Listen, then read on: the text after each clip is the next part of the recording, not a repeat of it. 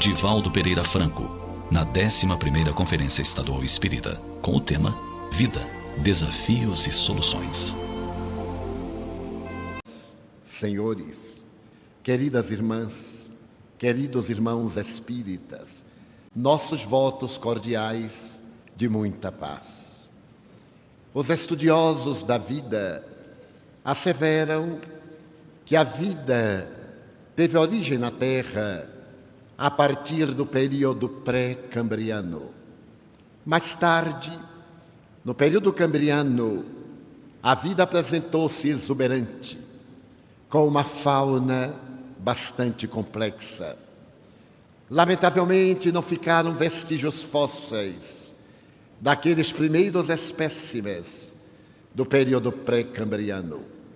Mas a grande realidade é que, a partir dali, a vida desenvolveu-se dentro de uma fatalidade biológica, alcançando, na realidade, esse biótipo humano que apresenta as características da lucidez, especialmente da consciência, em uma árdua tarefa para encontrar a plenitude da sua evolução. O admirável biólogo francês, fazendo uma análise da vida, procurou interpretá-la de maneira muito complexa. Asseverou que qualquer tentativa de explicar a vida é inútil, porquanto ela escapa dos limites da nossa reflexão. Essa conceituação de Claude Bernard vem de acordo com as propostas dos modernos estudiosos da vida, quando procuram demonstrar-lhe a complexidade através das manifestações pelas quais a vida se expressa.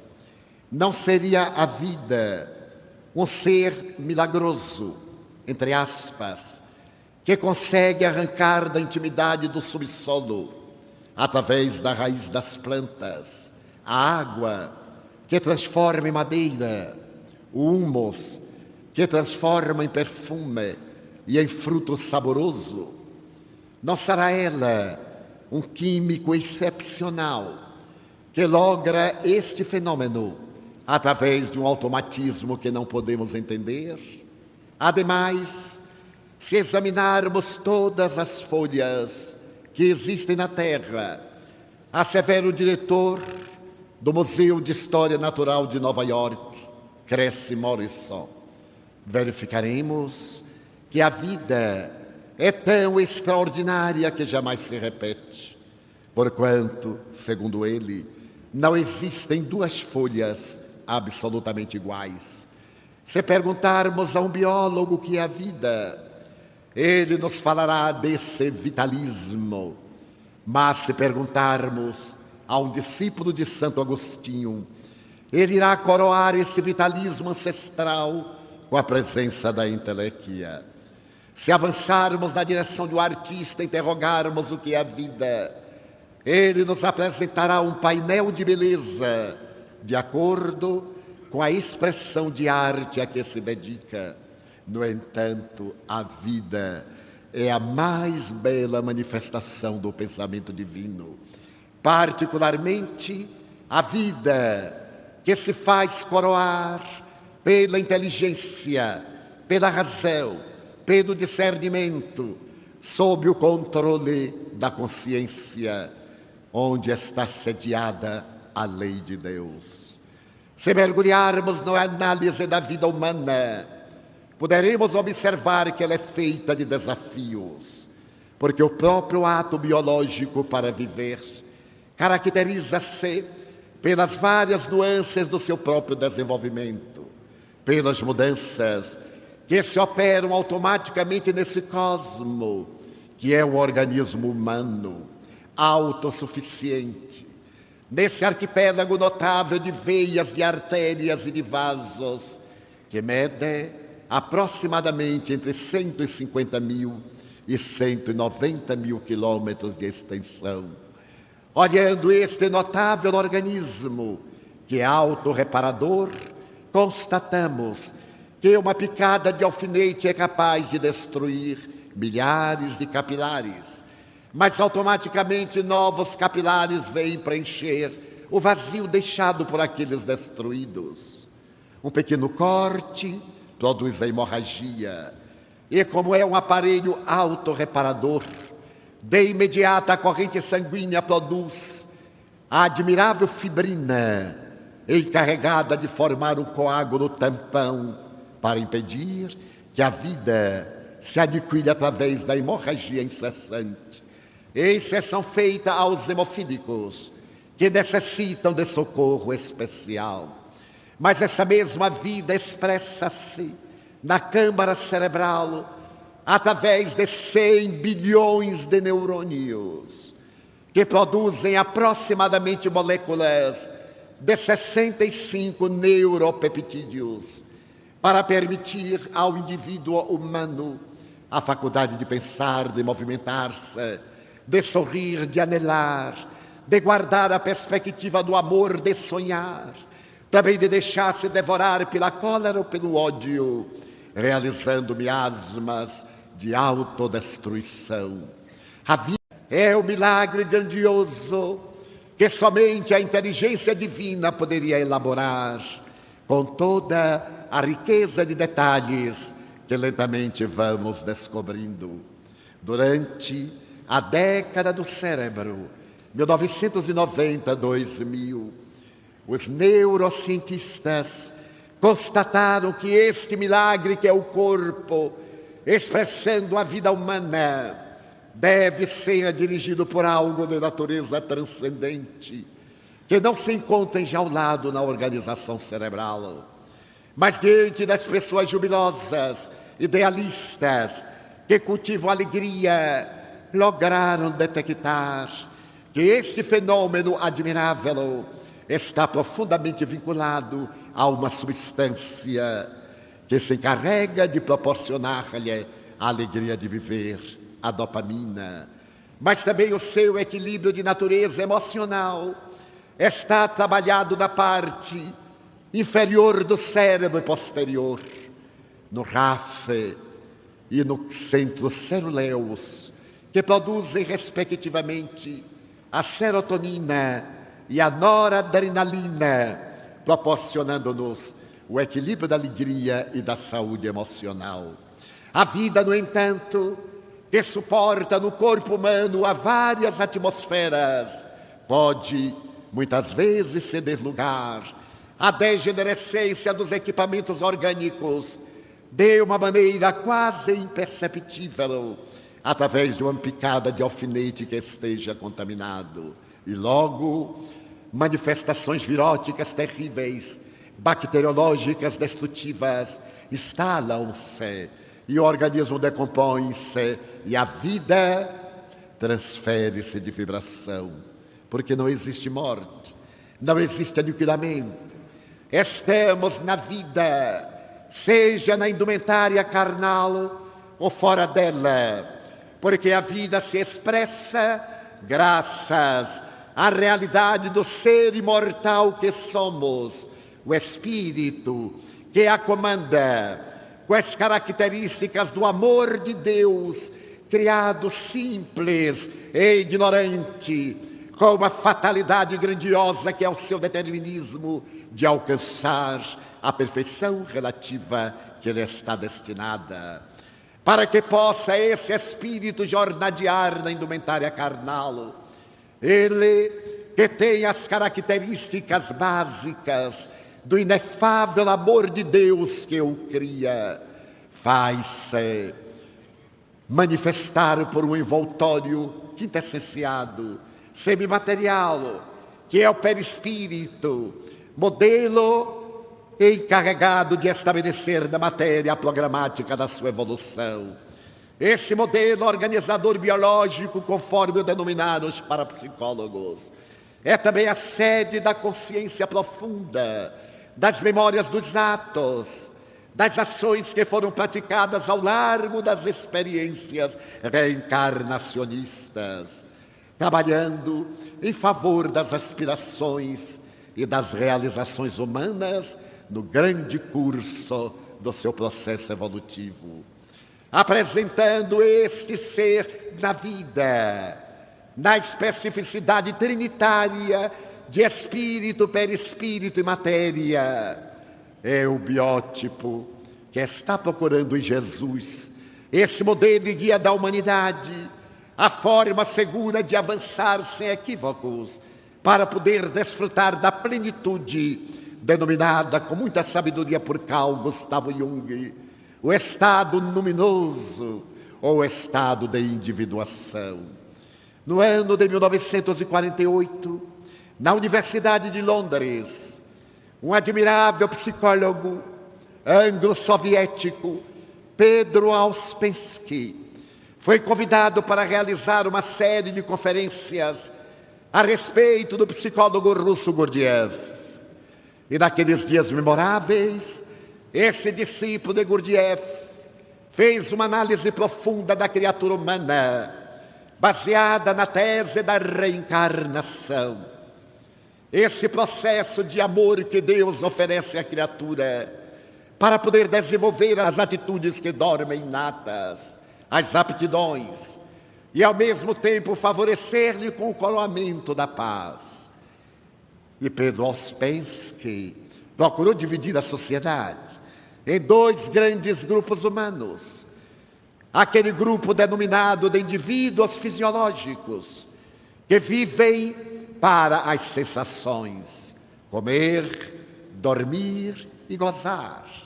São indivíduos que ainda não despertaram para os valores éticos da existência e formam a grande maioria da sociedade terrestre.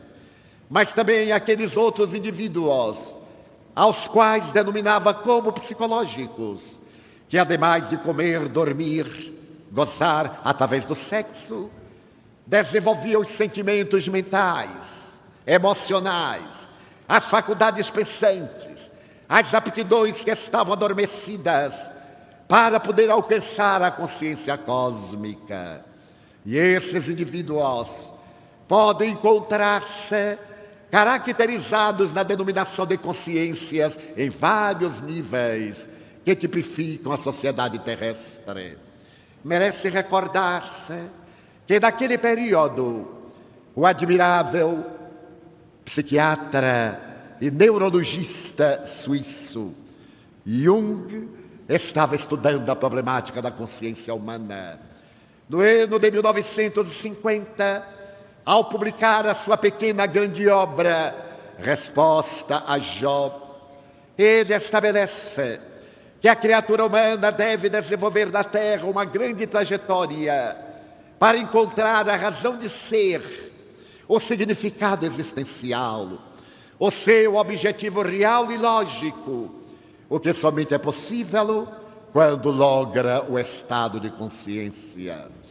E afirmou Jung, esse estado de consciência apresenta naquele momento quando o self toma conhecimento de todas as construções do ego, as heranças ancestrais, aqueles arquétipos que fazem no indivíduo a realização dos objetivos existenciais.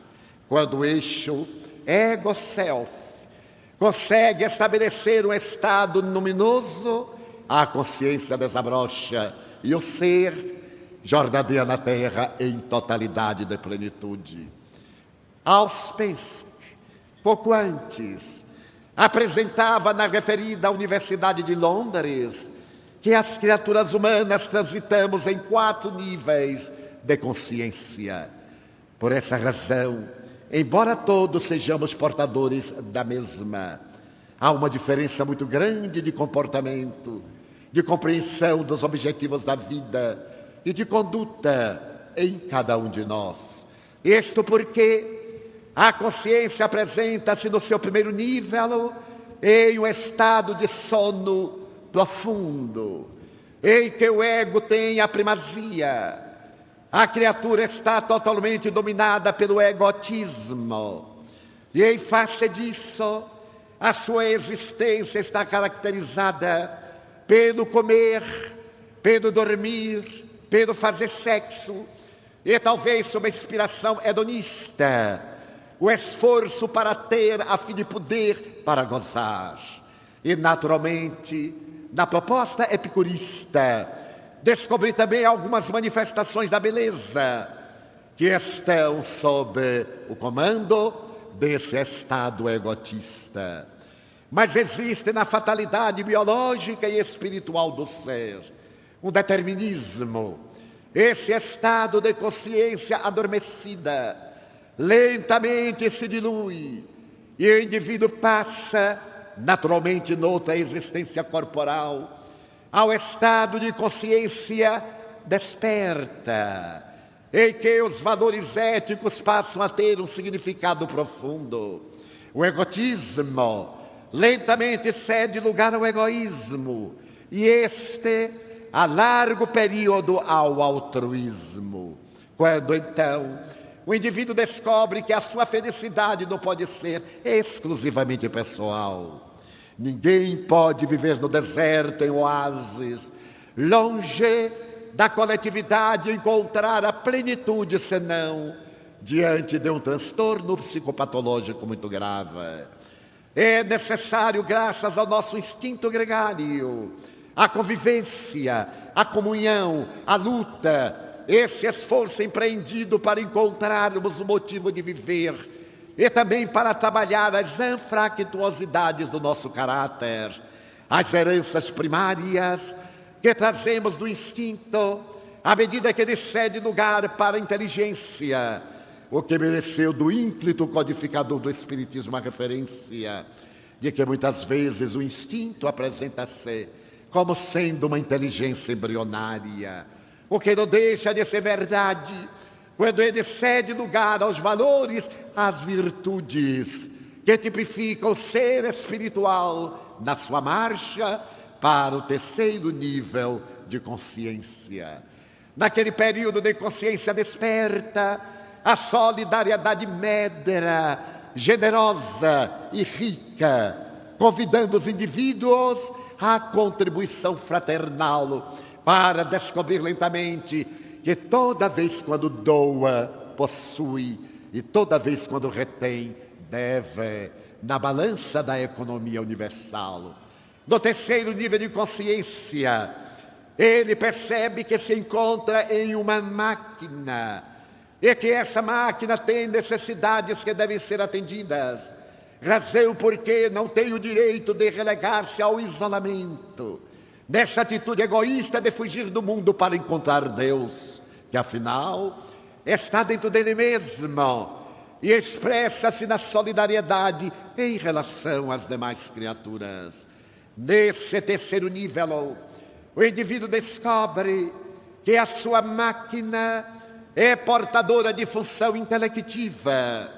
Essa função intelectiva deve ser desenvolvida, ampliada, através do estudo, da observação, da análise, da reflexão, através dos mecanismos pedagógicos e metodológicos, do acerto e do erro, do sentido pré-cognitivo, das percepções dos insights, porque a função da vida na Terra é desenvolver essa dualidade do valor intelecto-moral para poder encontrar-se pleno.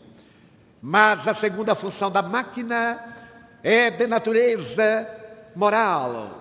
Ele é convidado a desenvolver os sentimentos maiores, a superar as paixões que o retêm na retaguarda, a romper os elos, a quebrar as algemas, a avançar superando as velhas paixões que são a herança do primitivismo, do instinto de preservação da vida, que o leva muitas vezes a atacar com medo de ser atacado.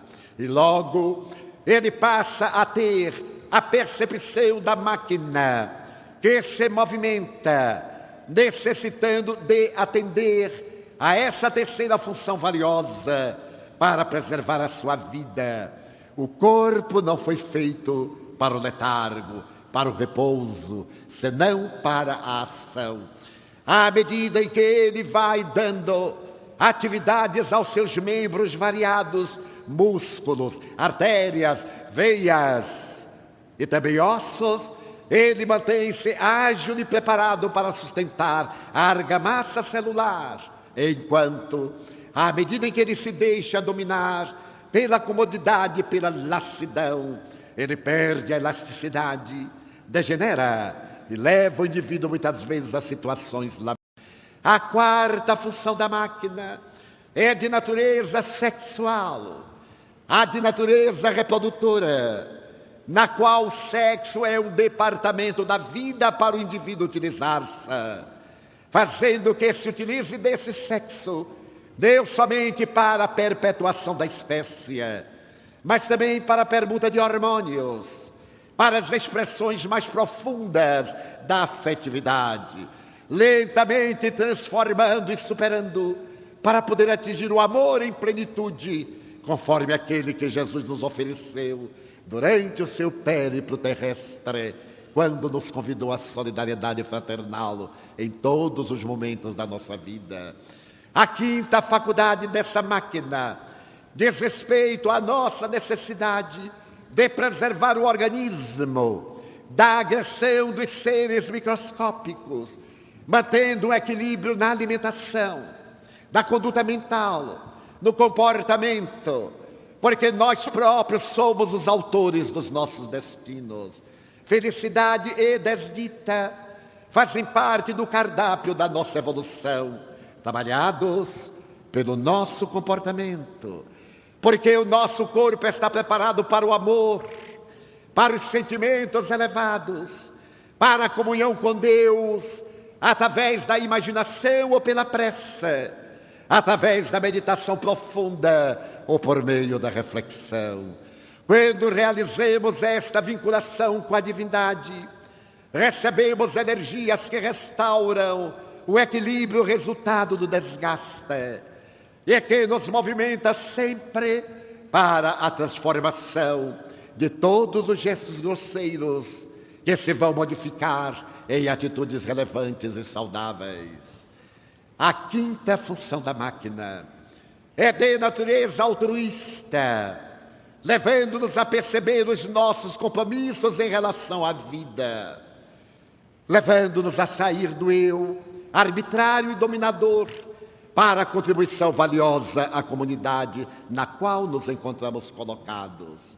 A sexta função diz respeito ao trabalho que devemos envidar no desenvolvimento intelectual superior, aquele que transcende a cultura acadêmica e que nós introjetamos por meio da reflexão para entender Deus dentro da nossa relatividade, os objetivos essenciais do existir, compreender por que estamos aqui, para que aqui nos encontramos e qual a razão dos sofrimentos que nos convocam a receber a mensagem que nos trazem de necessidade de transformação sempre para melhor. E a sétima função da máquina, aquela de natureza moral superior, que vai além das nossas funções de respeito pela vida, vinculando-nos profundamente à divindade.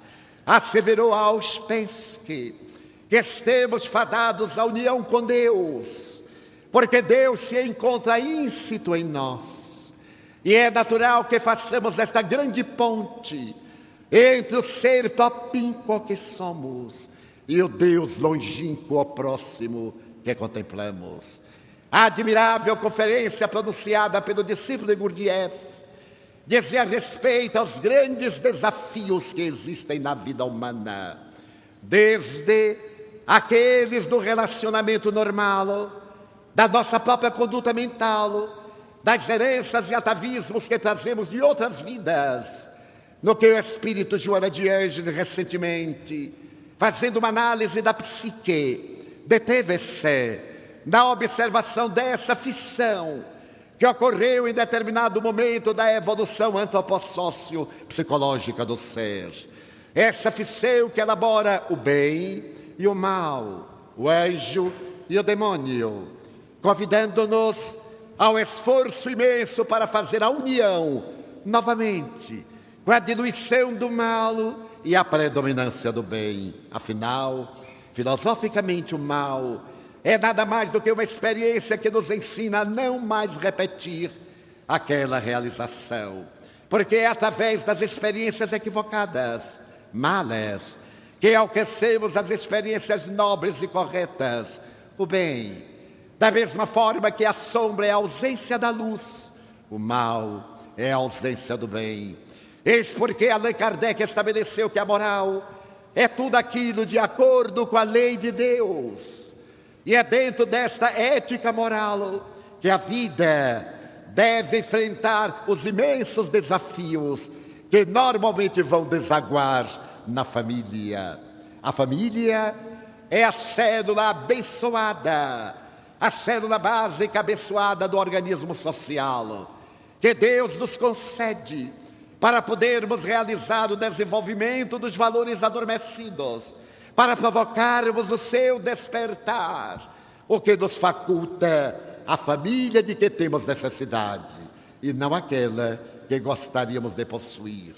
Eis porque, nesta longa jornada, os indivíduos apresentam-se com essas características variadas que levaram o admirável neurologista americano Robert de Rops, discípulo de Ouspensky, a dizer que a nossa consciência estagia não em 4 níveis, senão em 5. E esse admirável estudioso dos neurônios, a maior autoridade americana em neurônios cerebrais nas décadas de 1970 e 90, estabeleceu que o primeiro nível de consciência humana é o nível da consciência de sono sem sonhos. É o indivíduo que se entrega ao prazer e que acredita que a vida tem por finalidade exclusiva gozar, que permanece na Terra dentro daquelas 3 funções fisiológicas e não se deixa sensibilizar por outras expressões de emotividade, porque ainda no estágio mais animal do que o... Inevitavelmente, diz o doutor Robert de Rops, o indivíduo passa para o segundo nível, aquele nível de consciência de sono com sonhos. Ele aspira, em determinado momento ele tem necessidade de mudar de atitude, é atraído pelo deotropismo, pela presença de Deus, mas ainda não tem as resistências para romper com a hipnose que o mantém em hibernação. Quando então ocorre o terceiro fenômeno, o nível de consciência acordada, em que o indivíduo dá-se conta da grandeza da vida da terra, da sua beleza, quando ele é capaz de descobrir numa paisagem iridescente a manifestação do amor de Deus, quando se detém a contemplar um vegetal e deslumbrar-se com ele, a voar pela imaginação na direção do infinito, então ele logra o 4º nível de consciência, que é a transcendência do ego. Sai dos limites do ego para realizar as suas aspirações através dessa solidariedade que nos une na grande família universal, como Allan Kardec sonhou na sua admirável proposta, até atingirmos o nível de consciência cósmica. Já não sou eu quem vive, é Cristo que vive em mim, enunciava o apóstolo Paulo, naturalmente inspirado na informação de Jesus: eu e o Pai somos um. Ou na outra proposta: sede perfeitos, como perfeito é o Pai que está nos céus. Oportunamente, Madre Teresa de Calcutá apresentaria uma paráfrase a esse respeito quando lhe perguntaram: a senhora afinal quem é? E ela disse: eu sou um lápis na mão de Deus, que escreve por meu intermédio aquilo que lhe apraz em nome da caridade. Ou a expressão do venerável apóstolo da mediunidade, Francisco Cândido Xavier: eu sou um modesto secretário dos Espíritos. Eles se utilizam de mim para poderem ampliar os horizontes da doutrina espírita na Terra. para decodificar o pensamento do egrégio codificador e dar-nos a nós outros, aqueles de nível cultural menor e de inteligência não privilegiada, o entendimento real das propostas que os céus trouxeram à terra, naqueles dias que já vão longe. E durante a sua existência, ele fez da sua a existência, repetindo a palavra, que estava controlada pelos espíritos nobres, para construir o amor, sendo também um exemplo de amor, para demonstrar a grandeza da doutrina que nos oferece a grande fortuna dos haveres transcendentais. Então, o pensamento de Robert de Ropp está perfeito dentro da visão espírita, que nos convida à libertação de todas essas heranças que foram úteis no seu momento, mas agora sobrecarregam-nos o processo da evolução e devem ficar à margem. Mas naquela conferência, o admirável psicólogo teve a ocasião de dizer que uma criatura humana é reconhecida graças a algumas características básicas que ele considerava como sendo apenas 5, diferindo totalmente dos demais animais. A primeira característica da vida da criatura humana é a personalidade. Essa personalidade que é o resultado do esforço do ego, quando coloca a sua máscara, a sua persona, para poder fazer-se conhecido no grupo social no qual se movimenta. A personalidade, escreveu o notável psicólogo americano Rollo May, é uma necessidade para a convivência social. Quem é fulano? Como se expressa fulano? Quais as características de Beltrano? Em realidade, ele não é isto. Ele está com essa característica, fazendo-se identificar através da máscara exterior, muitas vezes em situação conflitiva interna, embaraçosa e afligente.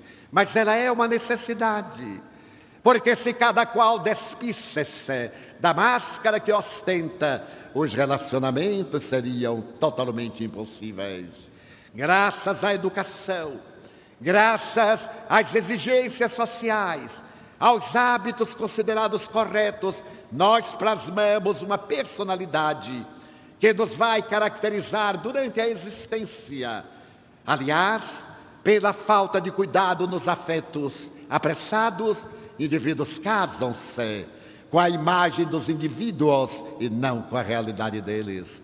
É muito comum, depois de um relacionamento relativamente prolongado, alguém dizer em referência ao outro: enganei-me, ou ele enganou-me. Ninguém engana a quem não deseja ser enganado. Quando nos fascinamos por alguém, pela sua aparência, pela sua persona, atribuímos valores que não tem, porque o nosso entusiasmo faz que projetemos a nossa carência naquilo que gostaríamos de encontrar para preencher o nosso vazio existencial. E é por isso que mais tarde, quando a realidade se nos apresenta, parecemos criaturas desaciadas, decepcionadas, e logo atiremos a nossa reação numa acusação indevida. Você me enganou, mascarou-se. Mas se ele estava mascarado, nós não descobrimos por falta de atenção ou pela precipitação de querer fruir e encontrar no trem aquilo que não havíamos logrado realizar em nós mesmos. É o velho mecanismo de projeção da imagem. Mas logo diz o admirável Auspensky, a segunda característica da criatura humana é o conhecimento. Todo ser humano normal tem conhecimento. Mesmo aquele quando diz nos seus momentos de desencanto, ou quando irrompe a revolta: eu sei que não sei coisa nenhuma. Ele tem conhecimento da sua própria ignorância. O conhecimento é indispensável à vida. Nós o trazemos de existências transatas. Nós nos consideramos como ser que vai desenvolvendo valores, E de repente o conhecimento está embutido e exterioriza-se por automatismo, levando-nos a atender às nossas aptidões culturais, artísticas, sociais e etc. A outra característica estabelecida pelo notável Ouspensky é a da identificação. Todos nos identificamos uns com os outros, através da lei de fluidos, através da lei das afinidades, através da lei das semelhanças. Somos atraídos uns pelos outros, porque é inevitável que essa identificação nos leve também aos nossos prazeres e encantos, à luta pelos nossos objetivos, pelos nossos ideais. Essa questão da identificação é tão característica que na minha longa jornada encontrei um dia um jovem que, me ouvindo apresentar a doutrina espírita, fascinou-se pela mensagem codificada por Allan Kardec. Aproximou-se-me e mantivemos um relacionamento fraternal. Ele era bem mais jovem do que eu à época. Certo dia, ele propôs-me que era portador de um grande conflito e então pedia-me ajuda. Gostaria de conviver um pouco comigo, de naturalmente realizar essa tarefa de levar a mensagem aqui e ali, mas sobretudo de vivê-la. Não é apenas apresentar a mensagem espírita aos outros, é exigir que ela se reflita na sua conduta, nos seus pensamentos, palavras e principalmente nos seus atos. E como residia numa cidade distante de Salvador, pediu-me que, na ocasião em que retornasse ao seu estado, avisasse-o com antecedência, porque ele gostaria de tirar uma pequena licença do trabalho, já que acreditava que, talvez convivendo com uma pessoa austera, que se exigia disciplinas morais e comportamento saudável, na sua opinião, iria beneficiar-se grandemente, porque a sua família era desajustada. Ele tinha um grande conflito de comportamento sexual na época, pouco compreendido, e então desejava reajustar-se. Anuímos prazerosamente. E na ocasião em que íamos realizar um périplo por diversas cidades, e descendo na capital do seu estado, escrevemos-lhe e dissemos-lhe que estávamos às ordens para poder cooperar fraternalmente no esclarecimento de quem tinha necessidade. Chegamos à capital, pronunciamos 2 conferências e no terceiro dia viajamos a uma cidade relativamente distante.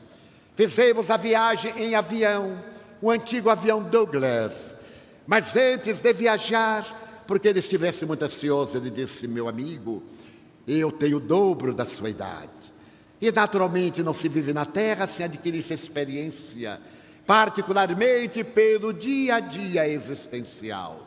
Eu quero lhe dizer que enquanto você esteja comigo nessa tarefa, policie a sua conduta, procure ter cuidado. Nós estaremos a serviço de um ideal de natureza transcendental e não nos podemos permitir o luxo de uma conduta leviana, de atitudes que não dizem a respeito do equilíbrio em razão ao nosso comportamento espírita. Eu espero, portanto, que você corresponda à minha confiança. E é claro, ele comprometeu-se.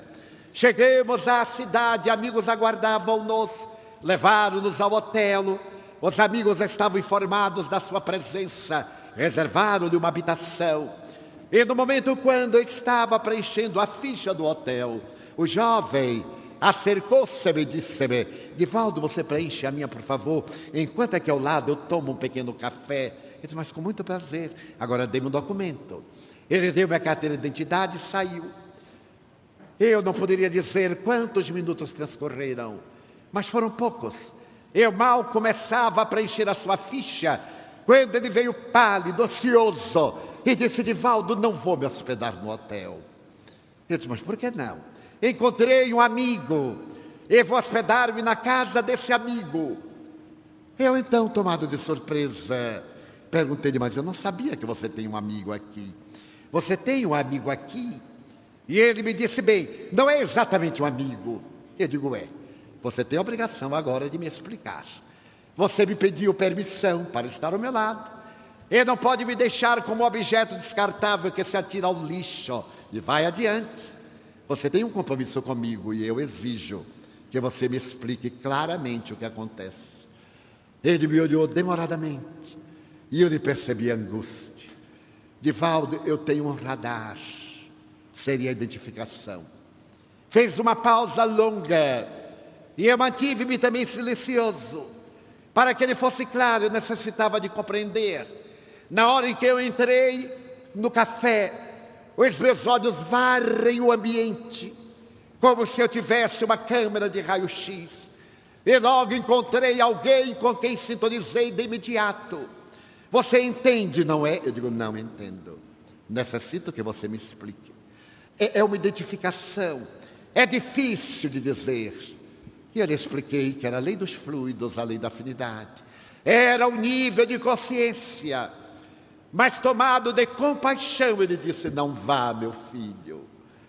Você não se deve aventurar. A sua problemática tem um caráter de natureza provacional.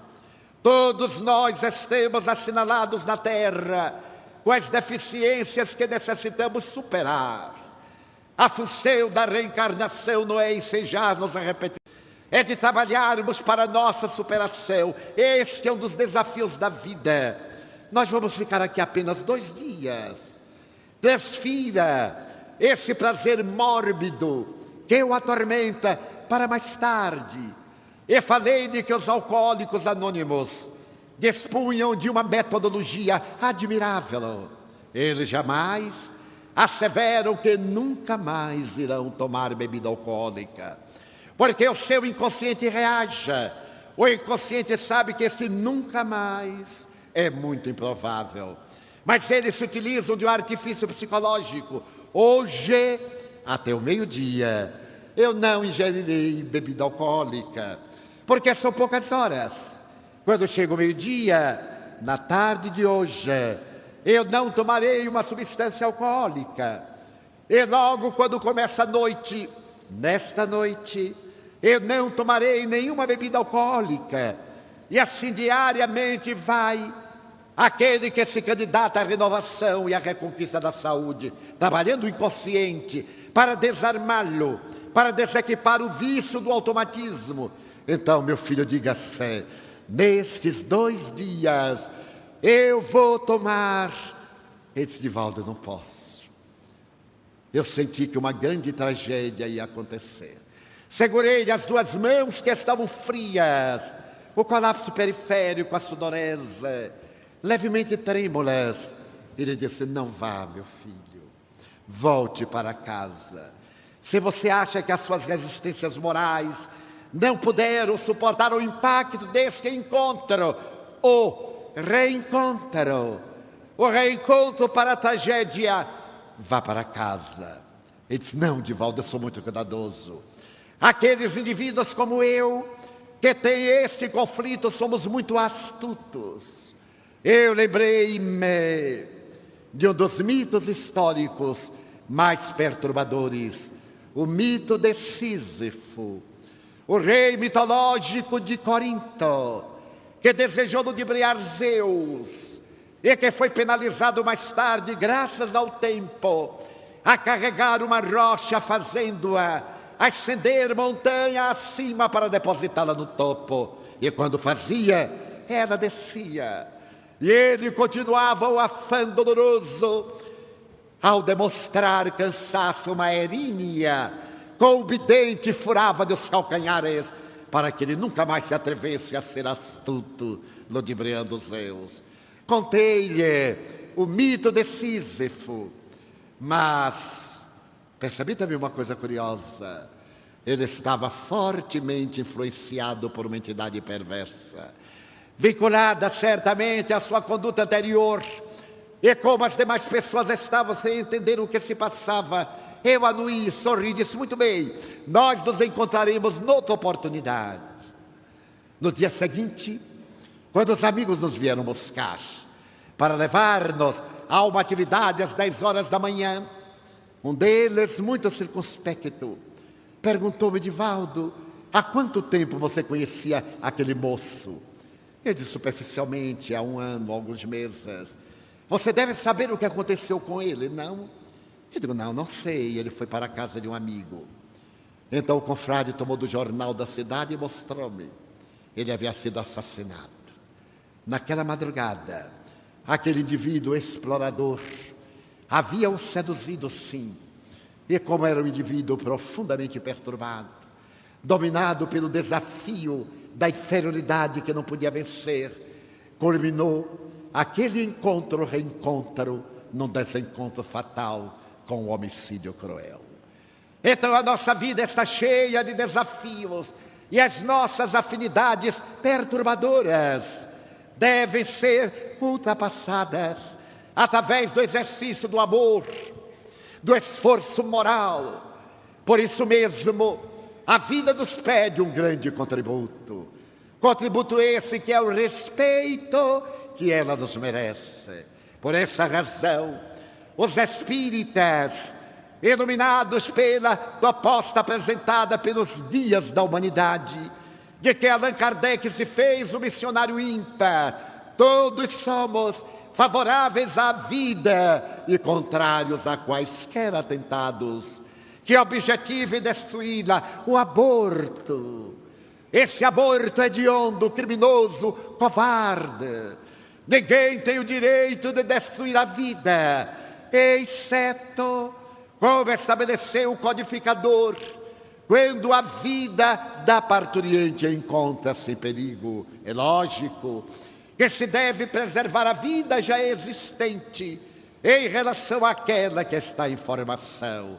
Nos outros casos, esse desafio que nos convida a interromper a gestação que não é querida, aquela gestação que resulta de um estupro, a gestação não desejada, nós teremos que a levar adiante pelo respeito à vida. Como não temos o direito de interromper a existência carnal pelo suicídio covarde, magoados por qualquer circunstância, tomarmos a clava da justiça e interrompermos a existência no ato de crueldade para aqueles que nos amam e que deixamos à margem por causa de um fato desagradável que nos aconteceu, de uma afetividade perturbadora e perturbada. Não temos o direito de aplicar a eutanásia, crime hediondo e não morte honrosa. Todos os momentos de dor que precedem a desencarnação, sem nenhum masoquismo, fazem parte do nosso mapa expiatório da evolução. Bendiremos a Deus aquelas dores que tivermos antes da desencarnação, quando o processo é prolongado. Mas interromper a vida por solicitação do paciente que não quer sofrer é suicídio, e quem o pratica é homicida. Mas interromper a solicitação da família, ou para poder manter o sentido denominado ético em relação à dor, ao sofrimento desesperador, é crime covarde. E a pena de morte, que lentamente vai entrando na história das perversas punições da sociedade, que se atribuía o direito de matar, porque não podia educar nem reeducar, todos esses atentados à vida, em breve, farão parte da mitologia do processo da evolução, porque a vida é o hálito de Deus, convidando-nos a reflexões profundas em torno do amor. Por essas e muitas outras razões, a Federação Espírita do Paraná está realizando a sua 11ª Conferência Estadual Espírita, para poder convidar-nos à reflexão em torno da vida em família, particularmente nesta hora dos desajustes familiares, da alucinação, da drogadição, do desequilíbrio resultado da sexolatria, dos distúrbios de conduta que tomam conta da nossa sociedade sofrida, neste momento da grande transição na família, espírita, realmente trabalhada dentro dos paradigmas espíritas, está a grande solução para construir uma sociedade ditosa pela qual todos aspiramos. Viver é a proposta do Pai Celestial. Bem viver é a diretriz que deveríamos colocar em nosso caminho, ao invés de viver bem, regaladamente, gostosamente, na consciência de sono. Eleger então as atividades de enobrecimento moral e agradecer a Deus a oportunidade da reencarnação. Oportunidade que nos é dada para retificar erros graves, para esculpir lições de luz para o futuro e para podermos encontrar na consciência cósmica a divindade que nos ama, razão pela qual somos levados a dizer: Deus meu, eu gostaria de dizer-te que amo a vida, que para mim é bela e é consentida. Muito obrigado, Senhor, por tudo que me deste, por tudo que me dás. Obrigado pelo ar, pelo pão, pela paz. Obrigado pela beleza que os meus olhos veem. No altar da natureza, olhos que fitam o céu, a terra e o mar, que acompanham a ave ligeira que voa fagueira pelo céu de anil e se detém na terra verde, salpicada de flores em tonalidades mil. Muito obrigado, Senhor, porque eu posso ver meu amor, mas diante da minha visão pelos cegos eu formulo uma oração, porque eu os vejo tropeçar da multidão, caminhar tristes na escuridão, jornadear na solidão. Por eles eu oro e a ti eu imploro comiseração, porque eu sei que depois desta lida na vida, eles também enxergarão. Muito obrigado pelos ouvidos meus, que me foram dados por Deus, ouvidos que ouvem o tamborilar da chuva no telheiro, a melodia do vento dos ramos do orneiro, as lágrimas que vertem os olhos do mundo inteiro, ouvidos que ouvem a música do povo que desce do morro na praça cantar, a melodia dos imortais que se ouve uma vez e ninguém esquece nunca mais, a voz melodiosa, canora, melancólica do boiadeiro e a dor que geme e que chora no coração do mundo inteiro. Pela minha faculdade de ouvir, pelos surdos, eu te quero pedir, porque eu sei que depois desta dor do teu reino de amor, eles voltaram a ouvir.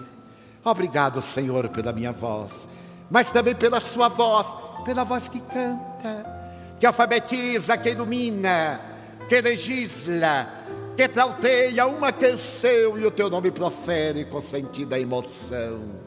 Diante da minha melodia, eu quero rogar por aqueles que sofrem de afasia, já que não cantam de noite nem falam de dia, oro por eles, porque eu sei que depois desta prova na vida nova cantarão. Obrigado pelas minhas mãos, mas também pelas mãos que aram, que semeiam, que agasalham, mãos de ternura, mãos que libertam da amargura, mãos dos adeuses, mãos que apertam mãos, mãos de sinfonias, mãos de cirurgias, mãos de poesias, mãos de psicografias, pelas mãos que atendem a velhice, a dor, o desamor, pelas mãos que do seio embalam o corpo de um filho alheio sem receio, e pelos pés que me levam a andar sem reclamar. Obrigado, Senhor, porque eu posso caminhar diante do meu corpo perfeito. Eu te quero louvar, porque eu vejo na terra aleijados, infelizes, impossibilitados, paralisados, que não se podem movimentar. Por eles eu oro, porque eu sei que depois desta expiação, na outra reencarnação, eles também caminharão. Obrigado por fim, pelo meu lar. É tão maravilhoso ter um lar. Não é importante se este lar é uma mansão, ou está numa favela, se é um ninho ou um grabato de dor, se é um bangalô, uma casa no caminho, mas que dentro deste lar esteja a presença do amor, amor de mãe ou de pai, de mulher ou de marido, de filho ou de irmão, a presença de um amigo, alguém que me dê a mão. É tão doloroso viver na solidão, pelo menos ter a companhia de um cão. Mas se eu a ninguém tiver para me amar, nem um teto para me agasalhar, ou uma cama para repousar, nem aí reclamarei. Pelo contrário, eu direi: obrigado, Senhor, pela minha vida. Obrigado, Senhor, porque eu creio em Ti. Obrigado, Senhor, porque eu nasci pelo Teu amor. Obrigado, Senhor, pela Sua atenção. Muito obrigado, senhores.